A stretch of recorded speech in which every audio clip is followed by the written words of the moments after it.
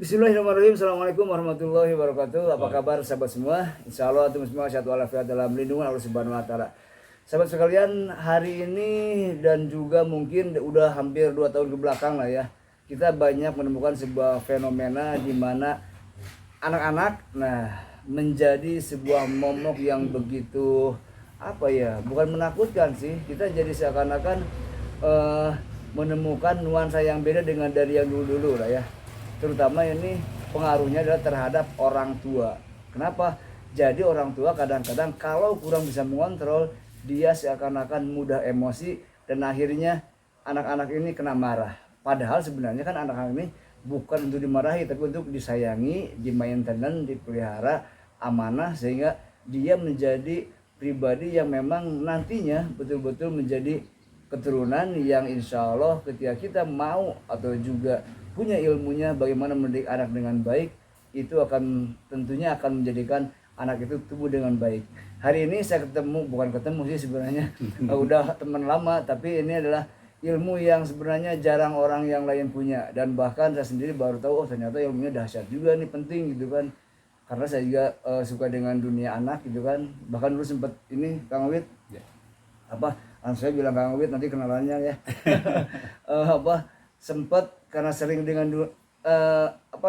suka dengan dunia anak. Dulu saya sempat pengen kuliah di namanya PGTA ya. PGTA, sekolah guru ini anak-anak gitu kan. PGTK apa ya? PGTK, PGSD. Nah, PGSD kalau nggak salah. Pokoknya itulah ya. Dan ternyata saya ditolak. Kenapa? Karena ternyata itu khusus buat perempuan ya. Katanya gitu ya, dulu tuh. perempuan. Dulu seperti itu, tapi ya nggak jadi masalah kan. Tapi bukan berarti tidak mencintai anak-anak gitu kan. Nah, Pak Wid nih, sedikit aja. Kalau saja sekarang anak-anak ini ternyata membuat orang tua emosi dan emosinya tidak terarahkan, akhirnya dia marah terhadap anak. Kira-kira apa sih dampak secara psikologis kalau si anak ini dimarahi orang tua? Langsung aja. Ya, terima kasih Kang Dia atas kesempatannya, dan alhamdulillah kita bisa bertemu dan diskusi ringan lah ya dan sore-sore ini. Jadi mungkin di sini yang perlu ditekankan pada para orang tua sebetulnya, tentunya orang tua marah itu ada sebabnya. Ya, anak betul. juga tanda kutip nakal itu pasti ada sebabnya. Nah, saya ingin lebih ke memberikan bahwa apa sih tengah-tengahnya agar tidak terjadi orang tuanya marah, anaknya juga tidak tanda kutip tidak nakal. Sebetulnya terjadi kenakalan anak dan juga kemarahan orang tua itu terjadi karena kan kurangnya bonding. Bonding itu apa nih? Bahasa umumnya? Ya, bahasa umumnya adalah kurangnya ada keterikatan satu sama lain. Oh, chemistry atau gimana? Chemistry bisa. Jadi misalkan contoh gini lah, saya sama Kang Dea udah sobatan, udah lama. Kan bondingnya udah kececitan nih gitu kan. Kadang-kadang tanpa Kang Dea minta juga saya udah bisa mengasih bantuan. Begitu saya. Ataupun ketika saya melakukan kesalahan, karena kita sudah bonding, Kang Dea toleransi tinggi. Saling memahami. Iya, saling memahami, udahlah dimaafin lah gitu kan. Dan tentunya karena kita bondingnya bagus kan, kira-kira saya kalau ketemu Kang Dea pasti akan ada asa sungkan. Nggak mungkin saya sembarangan gitu kan ya, ngomong sembarangan, seperti sembarangan. Nah, bagi para orang tua di sini yang banyak sekali salah paham adalah bahwa yang menjadi kontrol bonding atau keterikatan itu adalah ayah. Figur ayah itu kuat banget. Justru bukan ibu. Ibu itu adalah batas bondingnya dari usia 0 sampai 7 tahun. 0 sampai 7 tahun, ibu ya. Betul. Yang harus mendominasi atau gimana? Karena gini, 0 sampai 7 tahun tuh anak tuh butuh 5 hal. Anak butuh kasih sayang, anak butuh sentuhan, anak butuh toleransi, anak butuh sopan santun, dan anak butuh kebiasaan yang sifatnya sosial, yang berubah dengan sopan santun. Nah, kalau saya bayangin nih, kalau sebutin 5 hal tadi, sopan santun, sentuhan, kasih sayang, toleransi, kebiasaan, kira-kira yang terbayang lagi ke perempuan? Perempuan pasti. Betul. Kalau bahasa itu benar perempuan. Makanya 0 sampai 7 tahun butuh yang namanya bahasa ini adalah bahasa ibu. Ibu ya. Nah, bahasa ibu itu punya ciri khas. Bahasa ibu itu sifatnya kuantitas bukan kualitas. Bagi seorang anak, ibunya 24 jam namanya dia masih kurang di bawah usia 7 tahun. Gitu. Tapi ketika 7 sampai 14 tahun, anak tuh butuh kekuatan, rasa aman, disiplin, ketangguhan, keputusan. Kira-kira bayang laki atau perempuan? Laki-laki. Nah, berarti bapak ya? Bapak. 7 sampai 14 tahun, di sini anak butuh bahasa ayah. Dimana ketika 7 sampai 14 tahun, ibu itu sudah tanda kutip nyaris tidak punya pengaruh untuk pembentukan karakter. Makanya ketika anaknya TK bondingnya masih bagus sama ibu. Iya. Begitu masuk SD kelas 1 mulai tuh, sang ibu tuh merasa kok kewalahan ya ngurus anak saya SD sekarang. Udah mulai nggak nurut lagi, udah mulai berani ngelawan. Nah, dikarenakan apa? Ketika usia 10 tahun atau SD kelas 1 kelas 2, dia butuh bondingnya dengan bahasa ayah. Tapi ternyata kebanyakan orang tua modern tuh ayah itu mengeluarkan waktu ketika anaknya masih balita, masih batita gitu kan. Begitu anak masuk SD, seolah semua dia over ke orang tua, ke ibunya. Ke ibunya Ngambil ya. rapot sama ibu. Ya, nganter. Nganter juga sama ibu. Ya. Ayah kadang-kadang aja Iya. ngambil rapot. Terus kalau ada panggilan orang tua biasanya panggil Ibu. ibunya yang datang. Bahkan parenting nih, yang datang ibu-ibu. Oh, Makasih, kalau Ben. parenting kalau ada apa acara gitu ya, Iya, ilmu tentang parenting itu, Betul. yang ada ibu-ibu ya. Makanya saya bilang ini mah bukan parenting, nama motherting gitu. Nah, padahal ayah itu butuh banget. Nah, sekarang ketika sang ayah bisa menjaga konsistensi bonding. Padahal ayah itu punya 3 pilihan. Bahasa ayah itu kan tadi kalau ibu mah bahasanya kuantitas. Kalau ayah itu bahasanya kualitas kan. Oh. Jadi ayah itu nggak harus tiap hari. Betul, tapi betul. berkualitas. Ya. Saran saya sih yang paling ideal itu adalah sebulan sekali. Tapi sebulan Me sekali. time mungkin apa namanya? Iya betul, me time. Jadi hanya ada berdua. Misalkan dia punya anak 3 nih. Iya. Itu harus ada waktu dengan anak pertama, Iya. dengan anak kedua, Iya. dengan anak ketiga. Masing-masing misal ya. Masing-masing misal. Oh. Bonding itu kan kita berdua gini kan. Iya, iya. Makanya kan konsultasi dengan dokter 1 lawan 1 lebih mahal ketimbang seminar. Kan? Oh, iya iya. Gitu. Karena Kalau yang nanti konsultasi dengan Kang Wid gimana? Nah, jadi itu sebabnya kenapa yang namanya privacy itu sangat penting sekali. Kalau Kang Dea misalnya punya anak 2 atau 3 sama ibunya, terus pergi rame-rame makan tiap minggu sekali, itu bukan waktu quality time, itu me time. Itu hanya pada akhirnya kan ketika satu meja mereka masing-masing pegang HP. Iya, untuk sekarang ya Untuk kadang-kadang. Ya. sekarang. Nah, oleh karena itu sebetulnya waktu quality time baik sang ayah itu adalah sifatnya personal, satu lawan satu. Idealnya sang ayah itu melakukan hobi bersama dengan anaknya. Oh iya Gitu. iya. Jadi saya kemarin di Instagram saya baru ngasih tips kepada orang tua bahwasanya ada satu hal yang membuat anak kita bisa tanda kutip terperbaiki karakternya. Salah satu poin yang paling penting adalah sang ayah wajib punya kebiasaan yang dia lakukan setiap hari dan dia sangat mencintai kebiasaannya. Apapun itu. Si ayah ya. Si ayah, bukan ibu justru, Iya. malah ayahnya. Contoh misalkan sang ayah punya kebiasaan yang simpel aja, misalkan beresin tempat tidur. Walaupun tidak dilihat oleh sang anak, ketika sang ayah melakukan setiap hari, each and every day, nggak pernah kelewat dan dia sangat mencintai melakukannya. Sang ayah apa yang terjadi? Dia tidak perlu ngurus si anak untuk membereskan tempat tidur. Minimal untuk hal ini. Jadi contoh ya. Jadi contoh karena gini, kebanyakan kesalahan orang tua itu gini, dia baru mencoba melakukan, dia sendiri belum mencintai nih kebiasaan. Contoh misalnya saat berjamaah di masjid, dia tuh baru hijrah juga, belum mencintai juga, belum teruji juga oleh waktu, dia udah nyuruh anaknya sholat di masjid. Yang terjadi apa? Anaknya di masjid malah lari, gitu kan? Kenapa? Karena ketika kita mencintai sesuatu, melakukan sesuatu, apalagi kita sebagai orang tua, maka si anak itu akan tanda kutip nimrung. Ikut ya? Ikut pasti. Makanya kenapa kalau Kang Dea bawa laptop di rumah kerja nih, asik kerja, anak pasti nimbrung. Dijamin pasti nimbrung. Suka nyamperin lagi. Suka nyamperin lah. Kenapa? Dia merasa kamu tuh kok mencintai banget sih hal itu gitu kan. Nah, jadi dan ini sudah saya lakukan, saya percobakan di putri saya gitu kan. Ketika saya melakukan sebuah kebiasaan yang sering saya lakukan setiap hari, maka putri saya itu akan datang, akan nanya minimal ayah lagi apa, lagi ngapain. Nah, itu sebenarnya itu sedang membuat si anak punya bonding. Nah, uniknya ketika sang ayah sudah punya kebiasaan yang satu kebiasaan itu, maka ketika dia si anak ini sudah terinspirasi untuk melakukan, maka mereka terjadi bonding yang sangat kuat.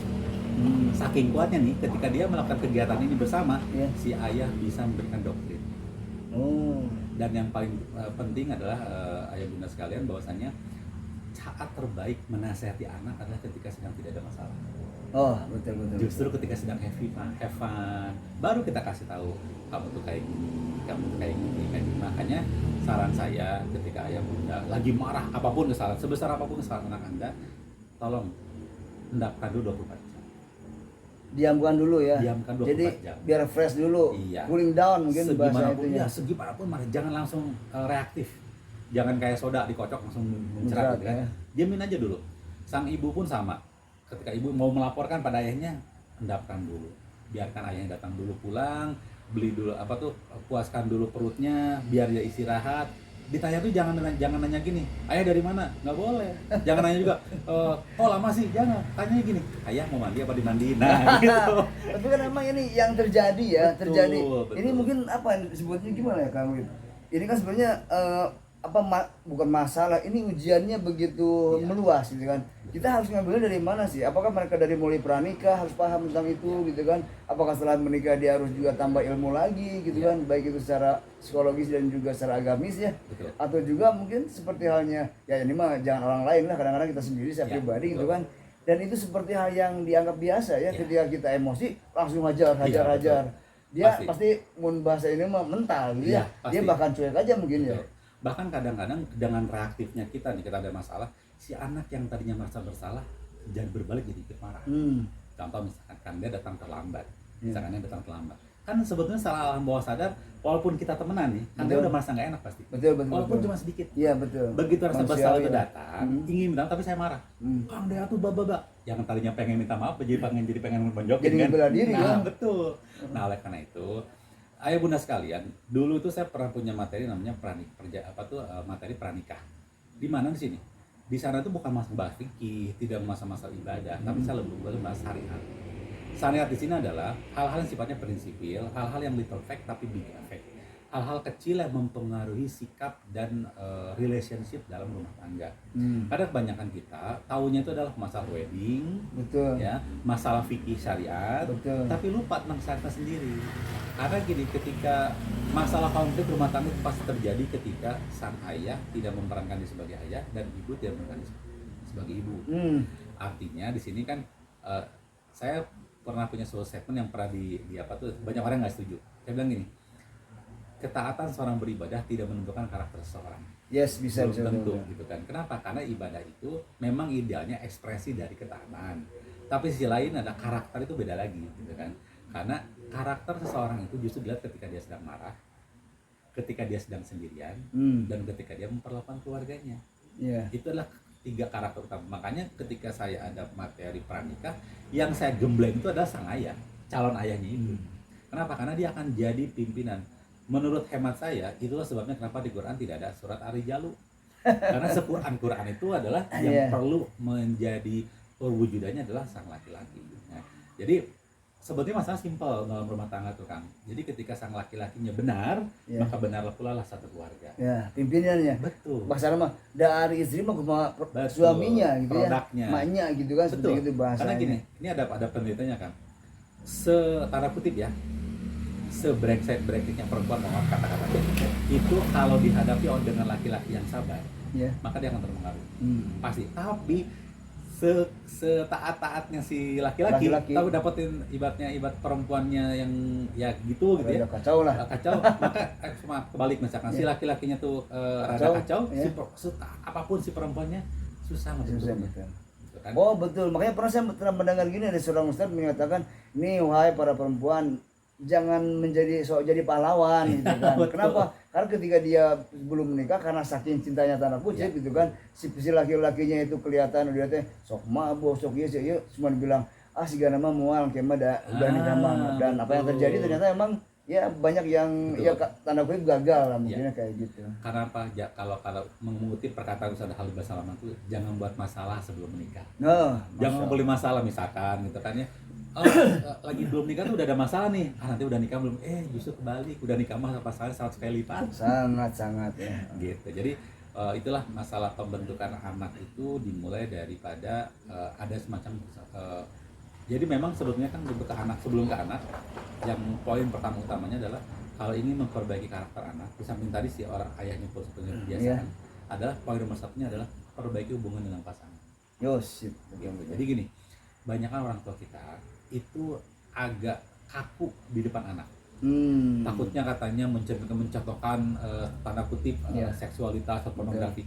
Sebetulnya enggak, ayah bunda sekalian. Kenapa? Ketika kita mencerminkan kemesraan di depan anak, kecup kening, kecup pipi, pelukan, cuddling, menyender, pegangan tangan, itu hal-hal yang sebetulnya adalah hal yang direkomendasikan oleh Rasul. Bahkan dari yang saya tahu nih ya, bahwa banyak ibadah yang perbuatan atau kelakuan yang di luar ibadah itu semua sia-sia. Kecuali 3 hal kan?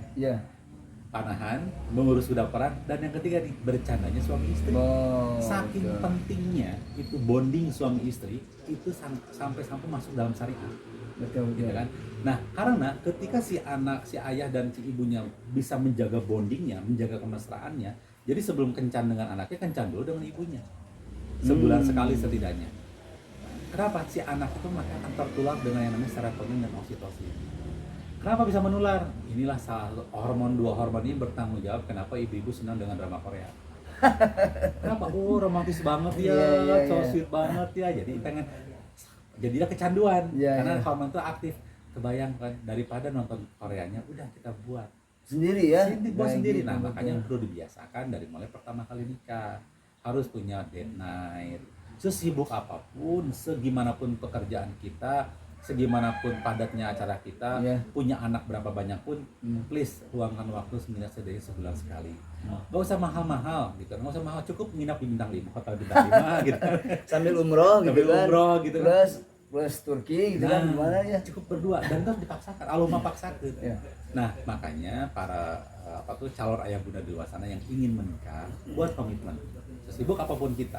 Jadi perjanjian pranikah itu idealnya kayak gitu kan. Iya betul. Ada hal-hal yang memang kita di tanda kutip dipaksain gitu ya, misalkan pokoknya kita perjanjian pranikah sebulan sekali kita harus ada waktu berdua. Betul. Entah itu makan di luar kayak atau staycation atau misalkan nggak usah yang mahal-mahal dan nggak usah yang berlama-lama, cukup seharian gitu kan, beberapa jam, tapi kita tetap bonding. Nah, itu akan membuat apa? Si anak itu akan terbentuk karakternya. Ada dua efeknya kan. Pertama, si anak tahu bagaimana cara seorang laki-laki, kalau anak laki-laki ini ya, iya betul, maka dia punya standar bagaimana seorang laki-laki bertindak, bersikap dan memperlakukan pasangannya. Kalau anaknya perempuan, maka dia akan tahu, oh standar laki-laki yang perlu saya cari itu seperti ini. Dari ayahnya ya, langsung jadi contoh ya. Betul, dan itu akan menghasilkan apa? Efek jangka panjangnya adalah ketika sang ayah memberikan doktrin atau nasihat, yang terjadi apa? Akan langsung masuk ke alam bawah sadar. Karena dia melihat betapa harmonisnya, betapa tenangnya. Dan walaupun terjadi konflik di antara mereka berdua, kalau bonding terjadi maka konfliknya akan lama-lama, gitu kan? Itu hanya sebatas bumbu aja lah. Betul, ya, ibaratnya kalau kita makan rujak nggak pakai cabai kan kayaknya nggak seru gitu kan. Nah, itulah hal-hal yang perlu dijaga dengan sangat rapih dan dipastikan harta tahta yang seperti itu bisa diusahakan, tapi bonding relationship antara sang ayah dengan sang ibu. Karena pepatah mengatakan a father is a son first hero, and a father is a daughter first love. Yang namanya ayah itu pahlawan pertamanya sang anak laki-laki. Karena dia melihat bagaimana laki-laki bersikap, bertindak dan memperlakukan pasangannya. Bagi perempuan adalah cinta pertamanya. Karena di situ dia bilang, standar laki-laki yang ideal itu seperti inilah. Gitu dia nggak punya referensinya kan. Ayah bunda sekalian di luar sana silahkan boleh cek. 80-90% kenakalan remaja pasti diakibatkan oleh apa? Kekurangannya bahasa ayah. Ada fenomena anak SD udah pacaran, anak SMP udah pacaran. Sekarang berani bertaruh, dia pasti kekurangan bahasa ayah. Dia pasti nggak dekat sama ayahnya. Anak laki-laki kalau dekat sama ayahnya ada ciri khasnya. Ciri khasnya dia pede. Percaya diri ya? Iya, egonya tinggi. Berani bertualang. Tapi kalau anak perempuan dekat sama ayahnya, ketika ada apa-apa cepat move on. Tenang. Mau dikucilkan nggak masalah. Nyantai. Coba kirakan semua anak perempuan yang dekat sama ayahnya pasti hidupnya tuh lebih tenang, anti pembulian, mau digini tenang. Kenapa? Dia tahu ketika saya pulang ke rumah ada satu orang laki-laki yang tidak akan pernah mengecewakan bapaknya. Oke teman-teman sekalian, ini sangat-sangat dalam sekali sepertinya, dan sangat-sangat panjang sekali, dan sangat-sangat banyak sekali hal yang harus kita bahas tentang keluarga, baik pasangan dan juga tentu buat anak-anaknya, baik secara agama dan juga secara psikologis. Namun yang jelas, insya Allah lah nanti kita akan kembali lagi dengan, saya berharap nanti kami punya waktu bisa membahas step demi step. Ya, kenapa? Karena ternyata ketika tadi saya tanya langsung tentang bagaimana sih caranya supaya kita nggak bisa langsung marah, yang dibahas lebih panjang lagi, deret gitu kan. Tapi yang jelas nggak apa, ini sebagai pembukaan. Yang jelas begitu banyak ilmu yang harus kita miliki untuk keberhasilan kita dalam berumah tangga. Tidak cukup dengan hanya agama saja. Agama itu jelas yang paling utama, tapi ternyata secara psikologis dan juga secara sosial gitu kan, kita harus punya ilmu itu juga, sehingga yang dikedepankan bukan hanya sebatas keinginan kita saja, merasa kita paling benar saja karena kita tahu apa secara syariatnya, tetapi ternyata secara hakikatnya pun kita harus saling mengerti. Dan itu memang kalau mungkin basicnya dari agama ya, tapi ilmu yang lain pun itu harus kita ambil untuk mendapatkan kesempurnaan dalam menjalankan baik itu rumah tangga, dengan keluarga, dengan anak, dan dengan siapapun juga, agar hidup kita lebih aman dan nyaman. Kenapa? Karena salah satu tujuan hidup kita adalah kita pengen hidup aman dan nyaman, seperti yang Allah Subhanahu wa taala sampaikan bahwasanya tidak ada keamanan dan tidak ada kenyamanan kecuali selalu mengingat kepada Allah Subhanahu wa taala. Mudah-mudahan dengan begitu kita termasuk orang-orang yang memang mau berjuang kan gitu ya, agar keluarga kita, anak-anak kita, generasi nanti berikutnya siapapun juga akan menjadi generasi yang betul-betul mempunyai niat yang lurus hanya untuk beribadah kepada Allah Subhanahu wa taala, tentu harus dengan ilmunya. Agama sebagai panduan, ilmu sebagai bahan bakarnya nih. Semoga dengan begitu kita tidak hanya bisa bergerak biasa saja, tapi bergerak dengan ilmu, bergerak dengan sesuatu yang memang bermutu sehingga menghasilkan generasi-generasi yang penuh dengan ilmu dan akhirnya dia mampu menuju apa yang mereka mau. Kang Wid, insya Allah kita bahas lagi ya. Insya Allah. Mungkin sebagai ini nih pancingan, pancingan buat teman-teman semua nih, kira-kira kalau pengen tahu dari apa mungkin Kang Wid suka nge-share sedikit di medsos, di mana Kang Wid? Di Wiwit Firmansyah. IG-nya ada Wiwit Firmansyah. Wiwi Ede Firmansyah. Silakan teman-teman semua bisa dicek di IG-nya Wiwit Firmansyah ya. WI Ede Firmansyah. Dan mungkin juga nanti kita akan bikin channel YouTube-nya lah ya. Mudah-mudahan ini bermanfaat dan maslahat. Kenapa? Karena ini ilmu yang harus kita gali, kita harus sebarkan juga. Semoga dengan begitu ada ilmu menjadi keberkahan. Terima kasih Kak Wid. Semoga berkah, sehat walafiat semuanya. Buat ayah bunda semua jangan lupa bisa di like dan juga komen, dan bila perlu share ke teman-teman semua bahwasanya yuk kita sama-sama berjuang bagaimana ketika kita mendapatkan ilmu untuk kebersamaan. Assalamualaikum warahmatullahi wabarakatuh.